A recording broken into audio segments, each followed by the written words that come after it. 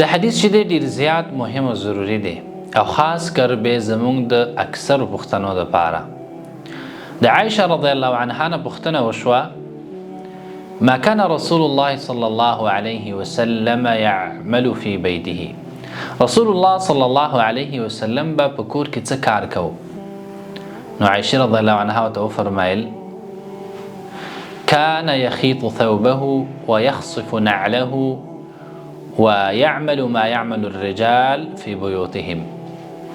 ورسول الله صلى الله عليه وسلم بجامې ګنډلې خپلې او خپل پیزار به چې دی صفا کوو او دغه رنګې هغه کارونه به کول چې کوم کارونه سړي په خپل کورونو کې کوي. بعضې خلک چې دی هغه کور کې د خپلو زنانو سره په کارونو کې چې دی مدد او مرسته نه کوي او دا ورته د سړیتوب خلاف کار ښکاري، خو دا بالکل غلطه ده.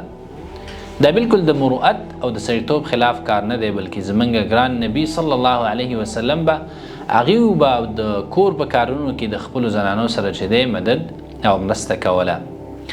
او دا چې دی یو ډیر مثبت اړخ هم لري او دې سره چې دی په کور کې سکون او اطمینان راځي، ځکه دې سره مینه او محبت زیاتیږي.